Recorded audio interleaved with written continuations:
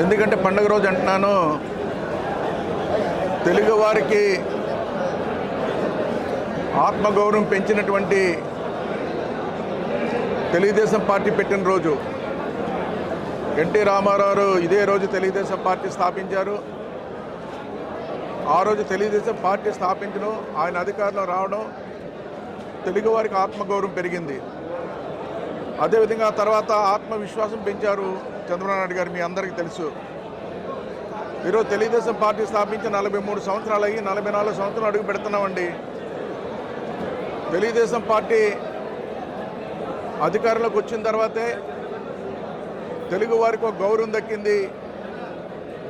ఢిల్లీలో కానీ ఇతర దేశంలో ఇతర రాష్ట్రాల్లో కానీ తెలుగు వారికి ఒక గుర్తింపు కూడా వచ్చింది, మీ అందరికీ తెలుసు.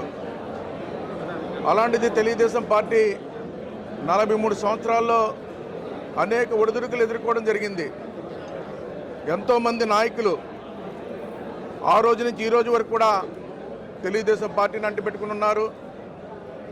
అలాంటి పార్టీలో ఎంతోమందికి గత 5 సంవత్సరాలు చూసాం.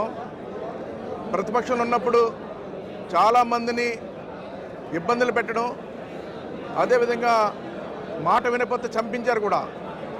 అదేవిధంగా ఆస్తులు లాక్కున్నా ఏది లాక్కున్నా ఎక్కడ కూడా భయపడకుండా నిలబడి మళ్ళీ పార్టీని అధికారంలో తీసుకొచ్చారని తెలుగుదేశం పార్టీ నాయకులు కానీ కార్యకర్తలు కానీ, అదిగా తెలుగువారు కూడా. అలాంటి పార్టీ 43 సంవత్సరాలు 44 సంవత్సరాలు కాదు, 100 సంవత్సరాలు ఉండాలి. ఎందుకంటే 100 సంవత్సరాలు ఉండాలంటున్నాను, తెలుగుదేశం పార్టీ సిద్ధాంతాలు కానీ ఆలోచన విధానాలు కానీ ఒక పక్కన అభివృద్ధి, తెలుగువారి గౌరవం పెంచడం, ఆత్మవిశ్వాసం